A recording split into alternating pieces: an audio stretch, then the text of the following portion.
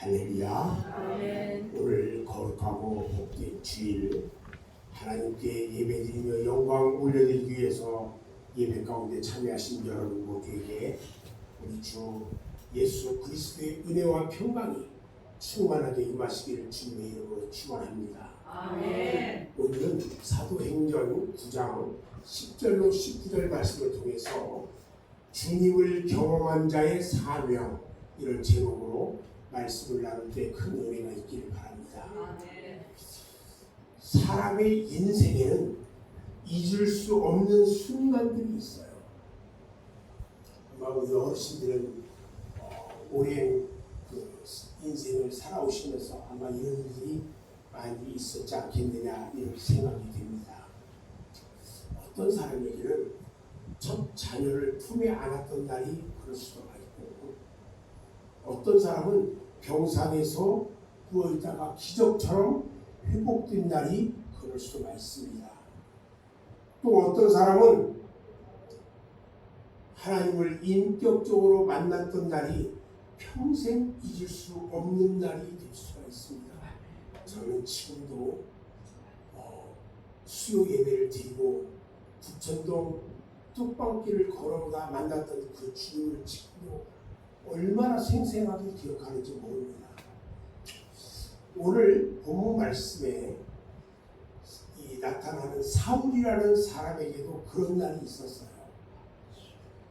그가 다메섹으로 가는 길에서 예수 그리스도를 만납니다. 그 만남은 그의 생각을 바꾸었고 가치관을 바꾸었고 그의 삶의 방향과 인생의 목적까지 완전하게 바꿔버렸어요. 그래서 우리는 사울을 단순히 눈을 뜬 사람이라고 말하지 않아요.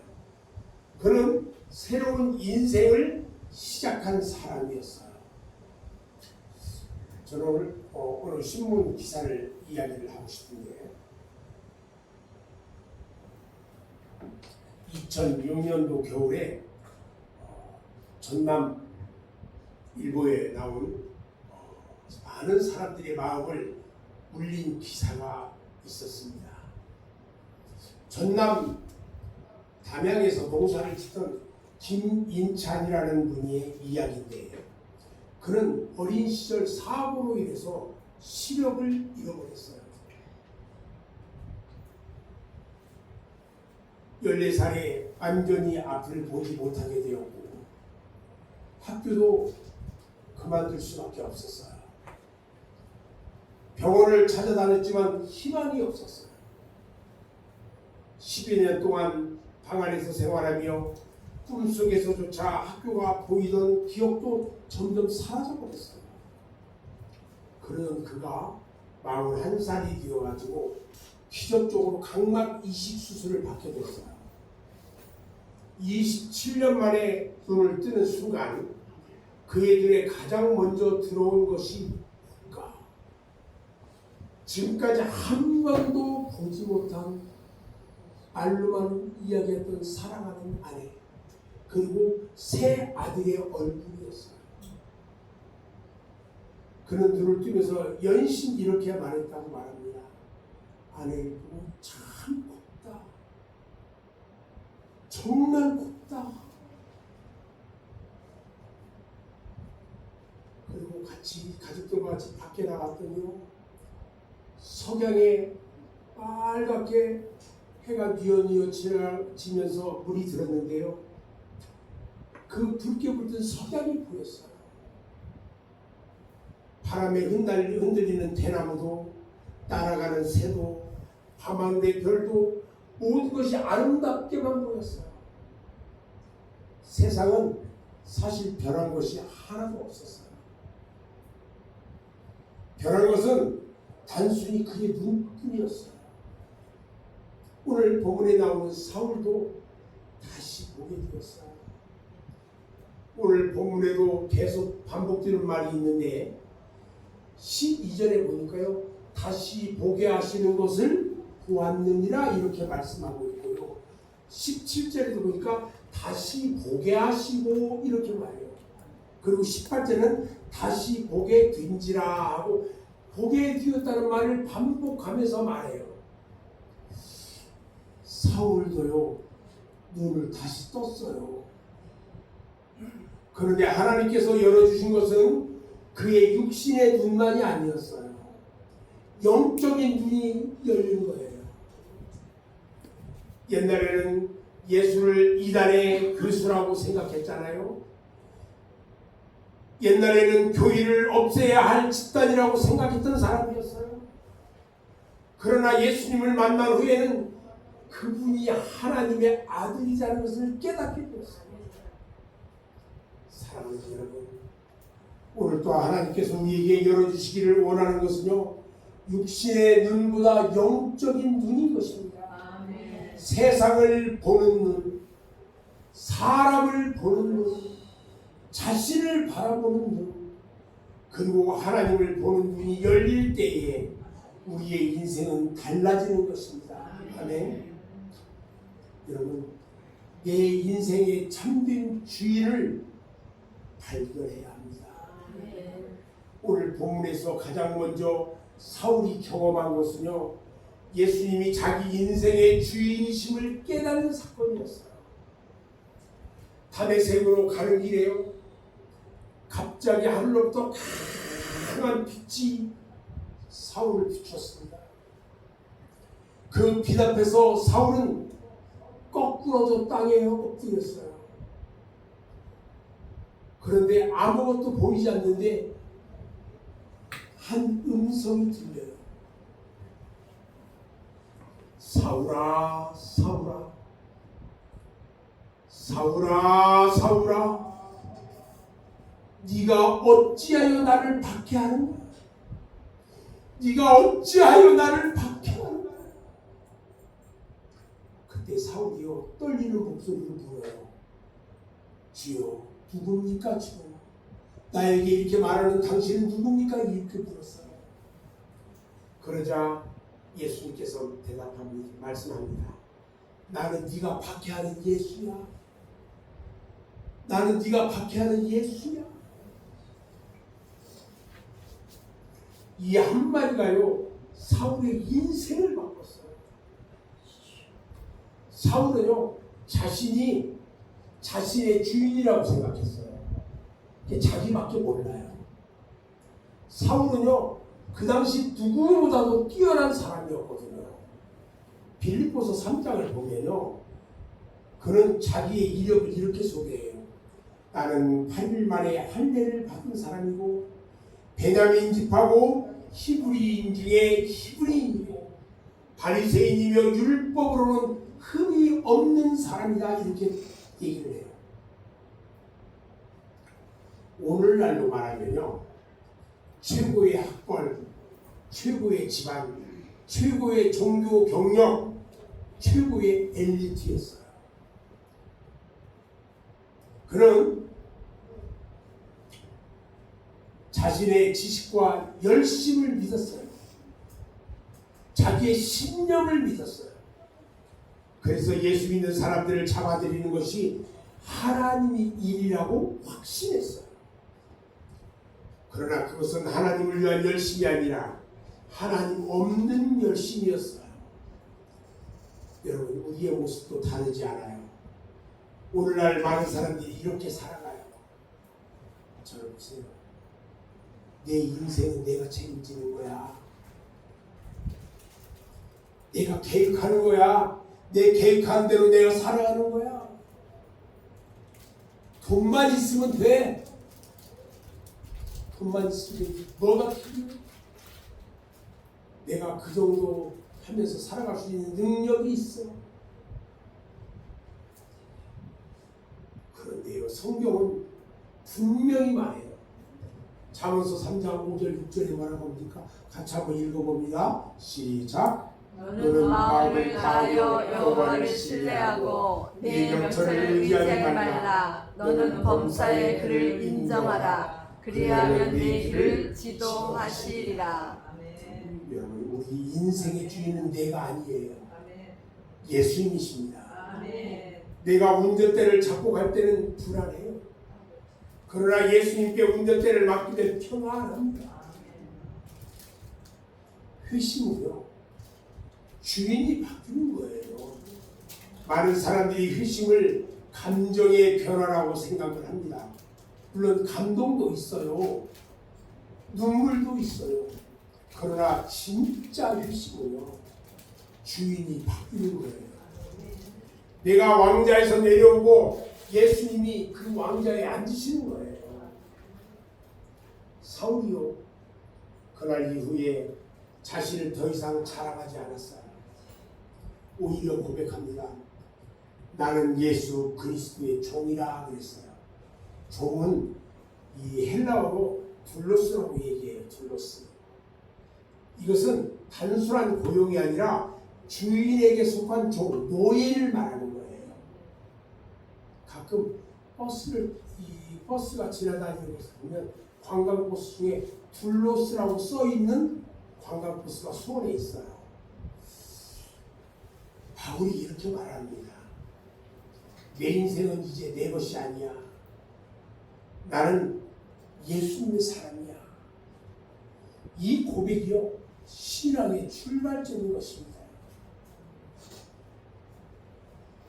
오늘 여러분들의 인생의 주인은 누구입니까?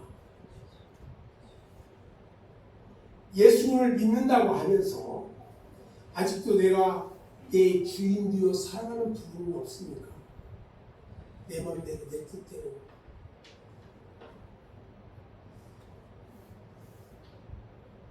경제를 내가 붙들고 있고, 자녀는 내가 책임지고, 미래는 내가 계획하고, 교회만 예수님께 맡기진 않았습니까? 우리 주님은요, 우리의 일부가 아니라 우리의 삶의 전부가 되기를 원합니다. 아멘.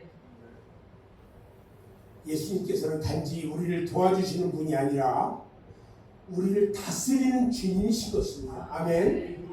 사랑하는 여러분, 오늘 이 시간 우리 모두가 다시 한번 마음속으로 이렇게 고백했으면 좋겠어요. 주님, 내 인생은 내 것이 아닙니다. 주님이 나의 주인이십니다. 내 뜻이 아니라 주님의 뜻을 이루며 살겠습니다. 이 고백이 우리의 삶 속에서 날마다 새롭게 되기를 바랍니다.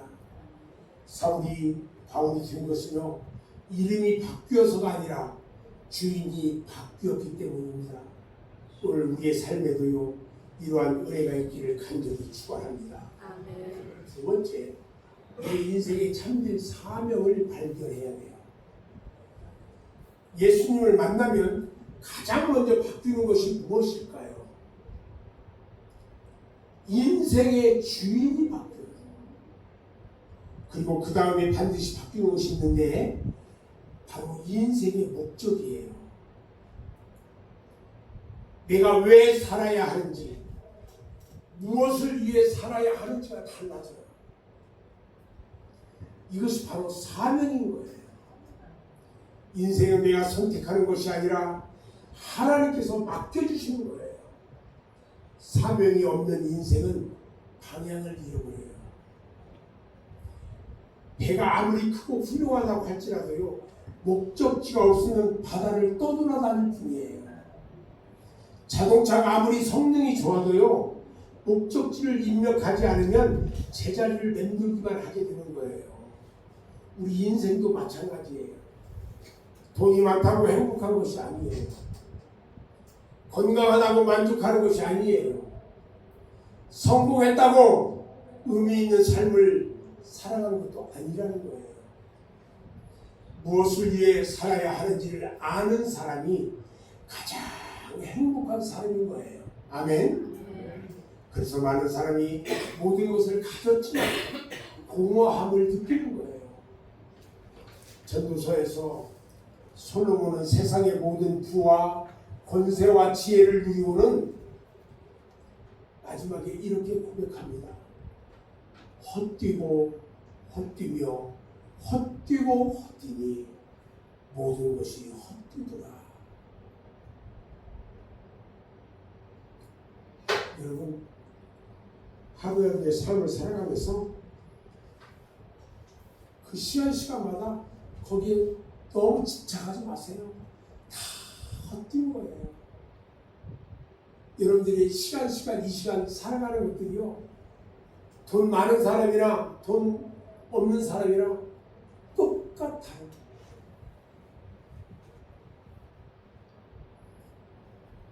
왜 그러냐? 하나님이 없는 성공은요 결코 허무하기 때문에 그래요. 사울이요 예수님을 만난 순간 사명을 받았어요. 사울이요 다메섹으로 가는 길에서 눈이 멀었잖아요. 그래서 사흘 동안 먹지도 마시지도 못했어요. 눈이 멀어서 아무것도 할 수 없었어요. 어제 그저께 저녁에 어머님 계신 요양원에서 저한테 전화가 왔어요. 원장이 막 깜짝 놀라가지고 저한테 전화했는데, 어떤 전화를 했냐? 좋은 일일까 나쁜 일일까? 이렇게 중요한 얘기하는데 졸면 안 돼요.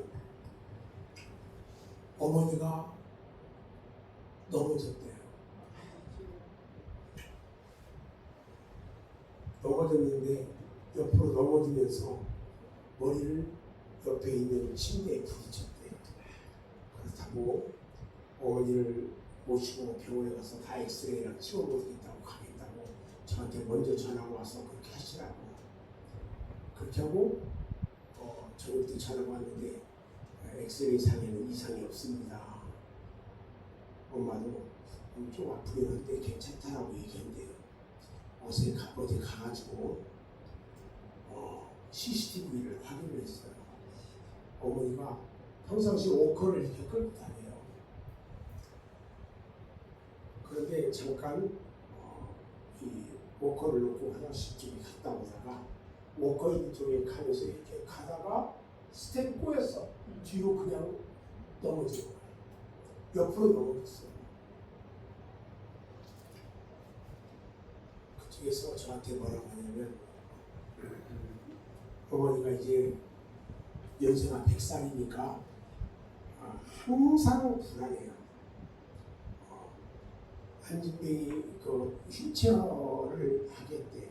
그래서 그렇게 하시라고 해서 어제 어머니를 한데 휠체어를 하고 내려오셨어. 왜 어머니가 넘어지셨냐면, 어머니가 1년 전부터 눈이 안 보여요. 지금 완전히 실명해서, 그 전에는 실루엣이라도 보였어. 이 하얀 거 같은 거 있으면 이 하얀 거 뭐가 있구나 이렇게 생각했는데 지금은 아예 안 보여요. 어머니가 1년 거의 한 2년이 넘었는데, 그때 어머니가 거기에 들어가지 못했으면 아무런 적응도 할 수 없는 상태가 됐을 거예요. 그것도 얼마나 감사한지요.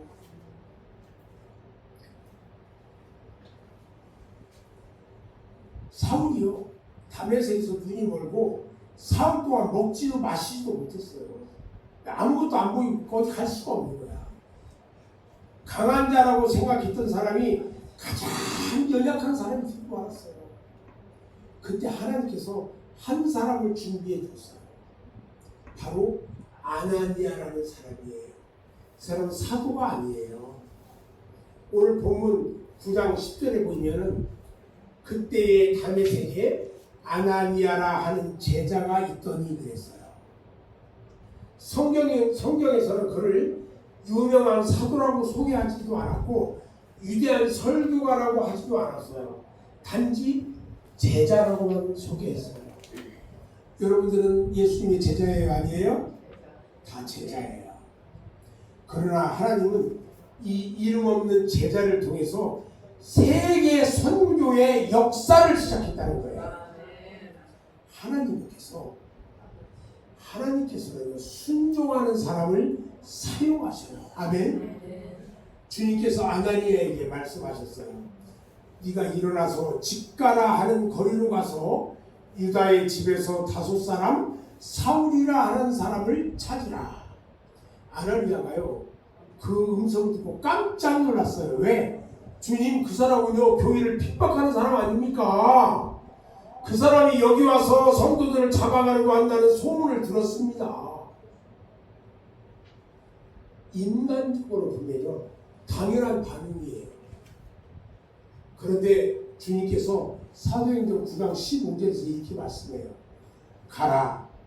이 사람은 내 이름을 이방인과 임금들과 이스라엘 자손들에게 전하기 위하여 택한 나의 그릇이라. 아멘. 얼마나 놀라운 말씀입니까? 사람들은 사울을 핍박자로 보았어요. 그러나 하나님은요, 복음의 그릇으로 보고 계셨던 거예요. 사람은 현재를 보지만 우리 하나님은요, 미래를 봐요. 사람은 과거를 보는데 하나님은 가능성을 본다는 거예요. 하나님은 저와 여러분들을 다 택하셨어요. 우리는 종종 이렇게 생각합니다. 나는 부족합니다.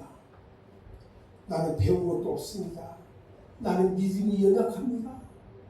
그러나 우리 하나님께서는요, 우리의 조건을 보고 부르시는 것이 아니에요. 하나님은 부르신 사람을 사용하시고 사용하실 사람을 준비시킨다는 것입니다. 아멘. 모세가 그랬어요. 하나님, 나는 말을 잘 못합니다. 야, 네 형 있잖아. 형을 붙여줬어요. 예레미야가 말했어요. 하나님, 나는 아이라 말을 잘 모릅니다. 그러니까 숯불 갖다 대놓고 말을 잘하게 만들었어요. 베드로도요, 평범한 어부였어요. 그런데 하나님은 그들을 통해서 위대한 일을 이루셨잖아요. 오늘 우리도 마찬가지예요. 하나님께서 완벽한 사람을 찾으시는 것이 아니라 순종하는 사람을 찾는다는 거예요. 아멘. 아멘. 아멘. 아멘. 아멘.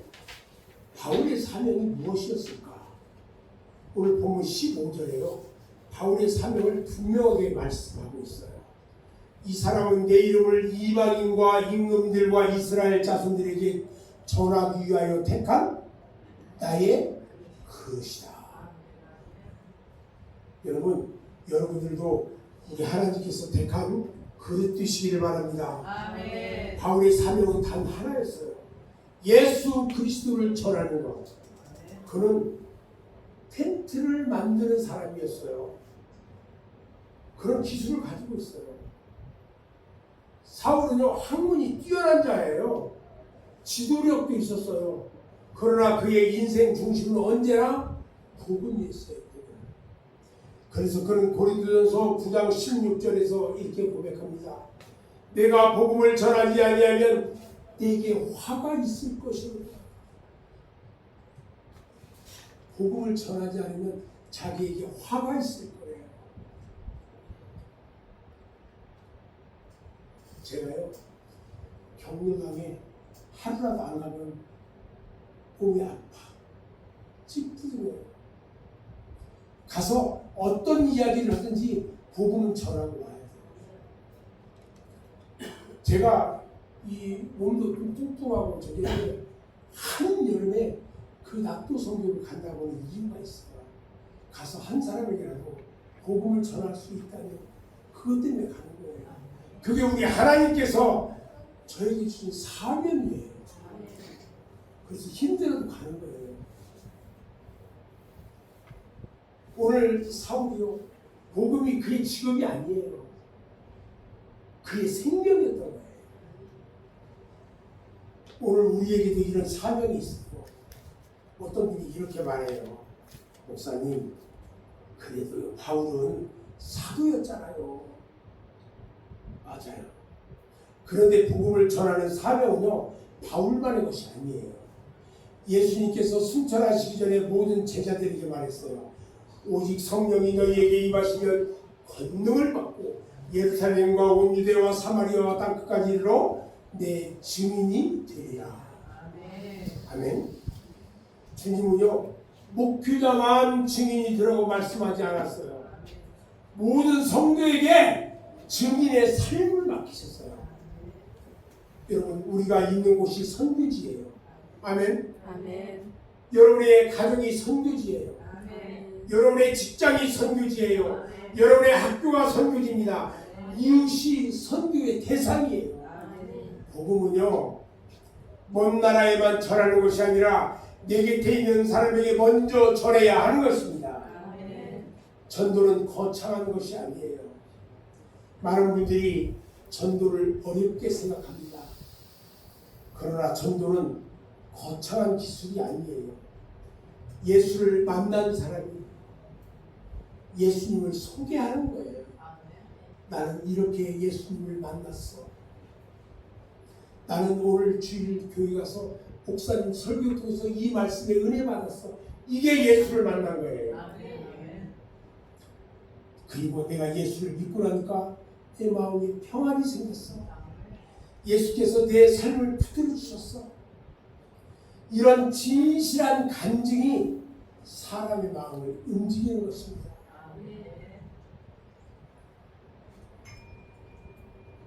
사도 바울은요, 처음부터 뛰어난 설교자가 아니었어요. 그는 자신이 만난 예수님을 전했거든요. 우리도 마찬가지예요. 예수님께서 내 삶에 하신 일을 나누는 것, 그것이 복음의 시작이에요. 하나님께서 여러분을 지금 이 시대에 보내신 이유가 무엇인지 아십니까? 무엇이라고 생각하십니까? 지금 여러분의 가정에 여러분들이 우연하게 태어난 것입니까? 우연하게 지금의 직장에 있는 것입니까? 우연하게 지금의 이웃을 만나신 것입니까? 우연하게 이 교회에 들어와 있는 것입니까? 여러분, 하나님께서는요, 여러분을 그곳에 복음의 통로로 세우셨습니다. 아멘. 매일 아침 하나님께 이렇게 기도 한번 해보세요. 따라서세요. 주님, 오늘 제가 복음을 전해야 할 만한 사람을 한 사람을 만나게 하옵소서. 여러분, 아침에 이렇게 하고 기도해보세요. 복음 전할 한 사람을 만나게 해달라고. 그리고 그 사람을 위해 먼저 기도해주세요. 필요하다면 따뜻한 말 한마디를 그 사람에게 건네주세요. 그리고 거기 살짝 들어서 함께 식사를 나누세요. 그리고 옆에 내가 왜 갑자기 나한테 밥을 샀다고요? 이렇게 할 사람 아무도 없어요. 그리고 그를 위로하세요. 요즘 너무 더운데 어떻게 살아? 요즘 많이 피곤하고 힘들지? 위로해주세요. 그리고 그를 섬겨주세요. 그리고 하나님께서 기회를 주실 때에 담대하게 예수 그리스도의 사랑을 전하시기 바랍니다. 한 영혼을 향한 작은 순종을 통해서 하나님께서는 놀라운 역사를 이루시는 것입니다. 사울을 바울로 바꾸신 하나님께서는요, 오늘도 평범한 우리를 사용해서 놀라운 구원의 역사를 이루시기를 원하신다는 것입니다. 그래서 주님을 경험한 사람은 반드시 사명을 붙들고 살아가는 것입니다. 세 번째로요, 주님의 살아있는 보호하심을 경험해야 합니다. 여러분들을 보호해 주시는 것을 경험해야 돼요. 이렇게 장거리 여행을 하다 보면 졸릴 때가 많아요. 운전하면서. 저는 장거리 운전할 때 일단 냉커피를 큰 2리터짜리 갖다 놓고 가면서 졸립지 않게 과자를 가지고 주상창 먹으면서 가야. 그래야 안 졸리니까요.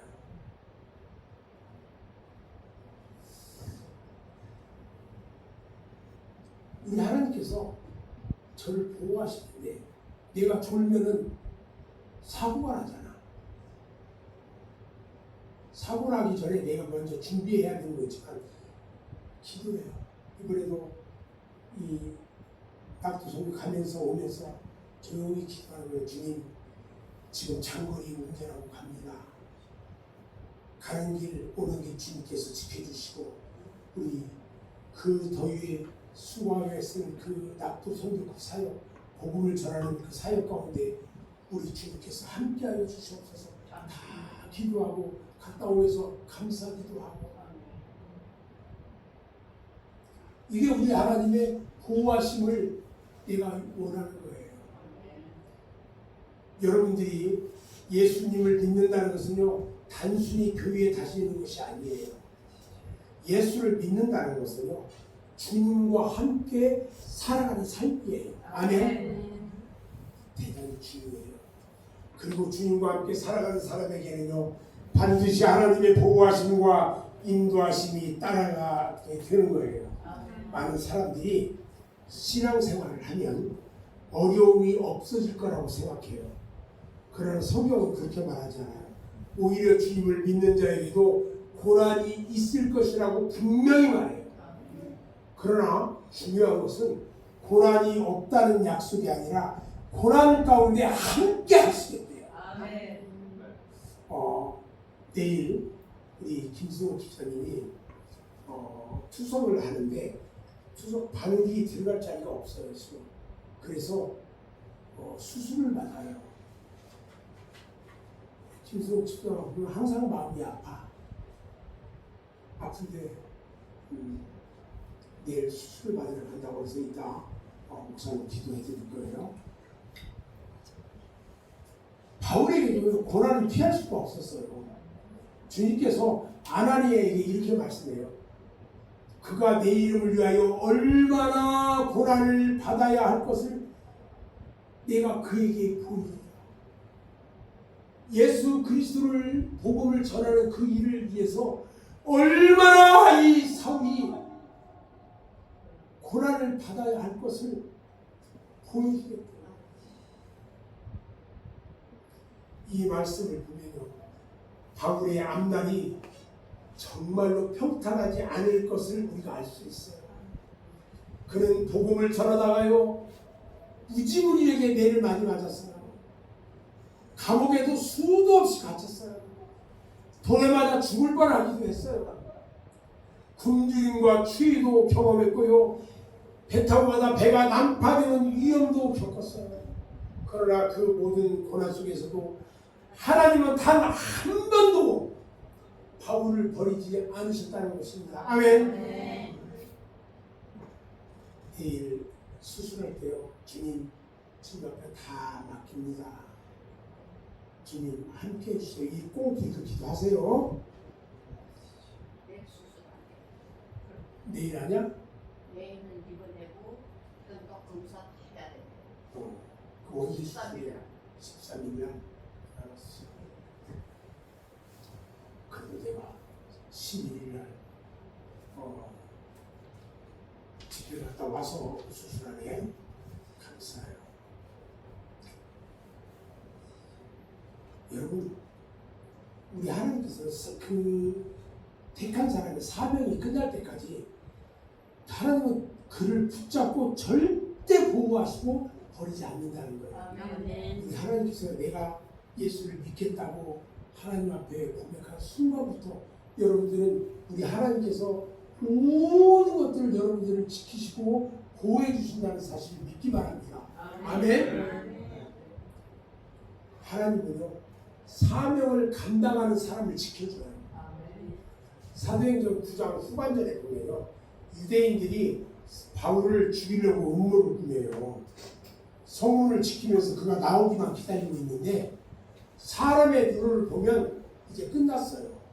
근데 하나님이요, 미리 길을 준비해 놓으셨어요. 밤중에 제자들이 바울을 광주리를 담아가지고 성벽 밑으로 끌어다니면서 내렸어요. 그래서 피하게 만들어요. 무사히 탈출했습니다. 이게 우연일까요? 아니에요. 하나님이 보호하심이에요. 하나님께서는 필요할 때 사람을 준비해 주시고 길을 준비해 주시고 방법을 준비해 주셔요. 아멘. 우리 눈에는요, 막다른 길처럼 보여도 하나님께서는 언제나 새로운 길이 있다는 것입니다. 아멘. 믿음은요, 모험이에요. 히브리서 11장에 나오는 믿음의 사람들을 잠깐 생각해 보면 아브라함은 갈 바를 알지 못했어요.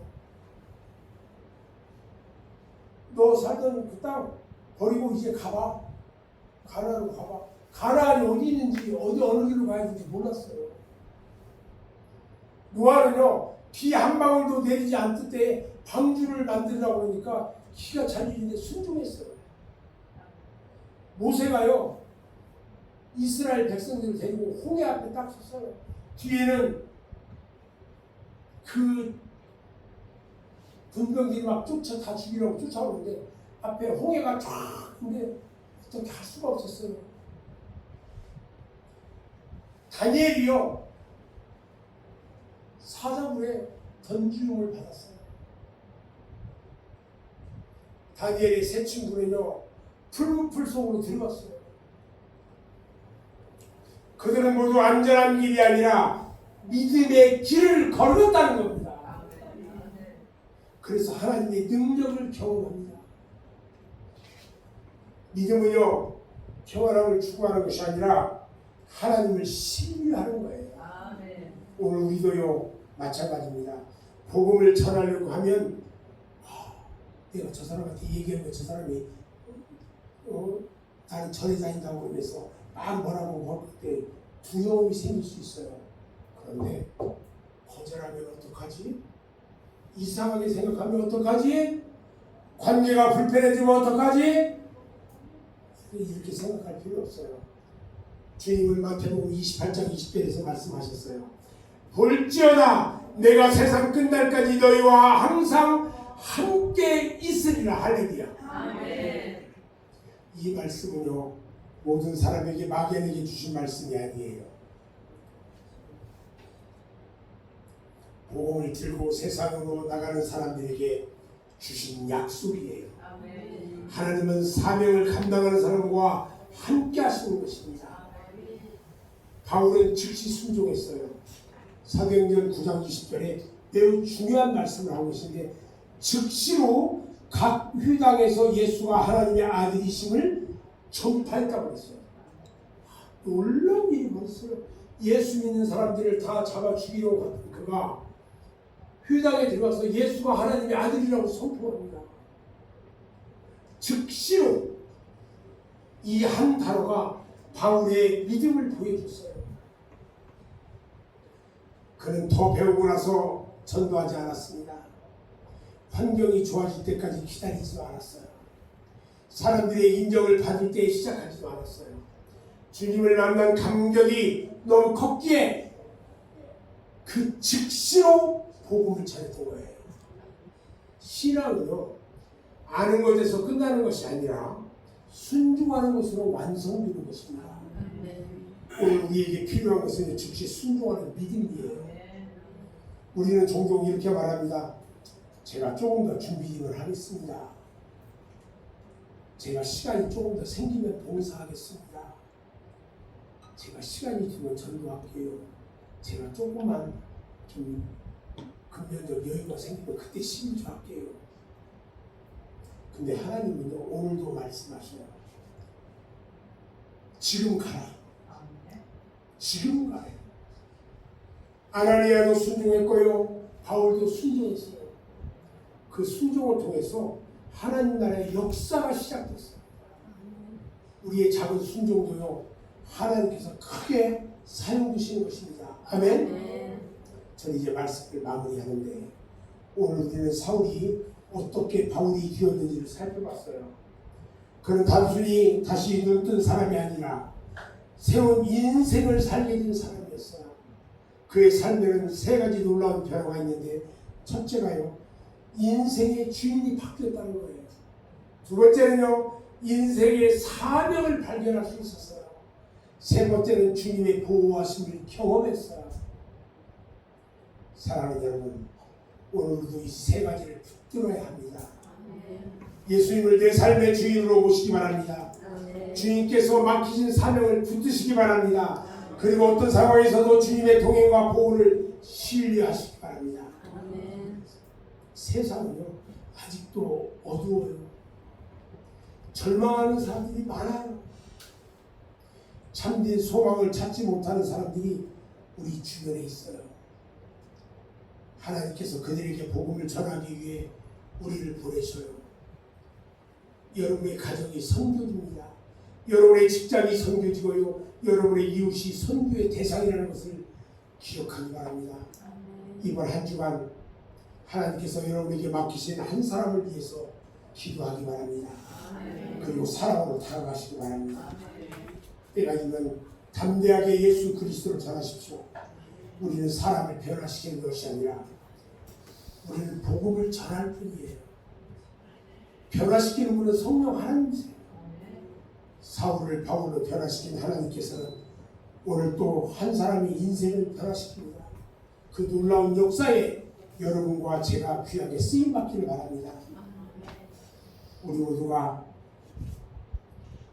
이번 한 주간 동안 주님을 경험한 사람답게 살아가기 바랍니다. 주님을 사랑하는 사람답게 살아가기 바랍니다. 복음을 전하는 사람답게 살아가기 바랍니다.